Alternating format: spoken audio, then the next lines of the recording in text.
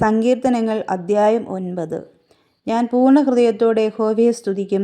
നിന്റെ അത്ഭുതങ്ങളെയൊക്കെയും ഞാൻ വർണ്ണിക്കും. ഞാൻ നിന്നിൽ ഘോഷിച്ചുല്ലസിക്കും. അത്യുന്നതനായുള്ളോവേ, ഞാൻ നിന്റെ നാമത്തെ കീർത്തിക്കും. എൻ്റെ ശത്രുക്കൾ പിൻവാങ്ങിയിൽ ഇടറി വീണു, നിന്റെ സന്നിധിയിൽ നശിച്ചു പോകും. നീ എൻ്റെ കാര്യവും വ്യവഹാരവും നടത്തിയിരിക്കുന്നു. നീ നീതിയോടെ വിധിച്ചുകൊണ്ട് സിംഹാസനത്തിലിരിക്കുന്നു.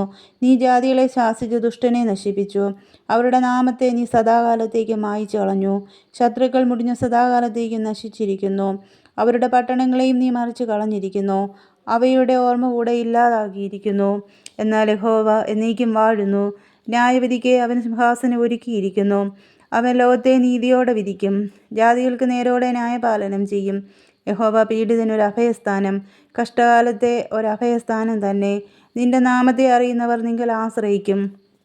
യഹോവേ, നിന്നെ അന്വേഷിക്കുന്നവരെ നീ ഉപേക്ഷിക്കുന്നില്ലല്ലോ. സിയോനിൽ വസിക്കുന്ന യഹോവയ്ക്ക് സ്തോത്രം പാടുവിൻ. അവൻ്റെ പ്രവൃത്തികളെ ജാതിയുടെ ഇടയിൽ ഘോഷിപ്പിൻ. രക്തപാതകത്തിന് പ്രതികാരം ചെയ്യുന്നവൻ അവരെ ഓർക്കുന്നു. എളിയവരുടെ നിലവിളിയെ അവൻ മറക്കുന്നതുമില്ല. യഹോവേ, എന്നോട് കരുണയുണ്ടാകണമേ.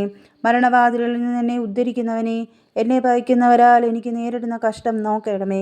ഞാൻ സിയോൻ പുത്രിയുടെ പടിവാതിലുകളിൽ നിന്റെ സ്തുതിയെയൊക്കെയും പ്രസ്താവിച്ച് നിന്റെ രക്ഷയിൽ സന്തോഷിക്കേണ്ടതിന് തന്നെ. ജാതികൾ തങ്ങൾ ഉണ്ടാക്കിയ കുഴിയിൽ താണുപോയി. അവർ ഒളിച്ചുവച്ച വലയിൽ അവരുടെ കാൽ തന്നെ അകപ്പെട്ടിരിക്കുന്നു. യഹോവ തന്നെത്താൻ വെളിപ്പെടുത്തി ന്യായവിധി നടത്തിയിരിക്കുന്നു.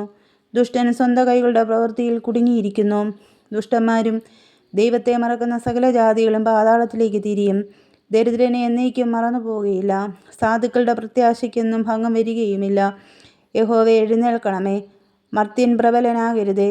ജാതികൾ നിന്റെ സന്നിധിയിൽ വിധിക്കപ്പെടുമാറാകട്ടെ. യഹോവേ, തങ്ങൾ മർത്യരത്രേ എന്ന് ജാതികൾ അറിയേണ്ടതിനെ അവർക്ക് ഭയം വരുത്തണമേ.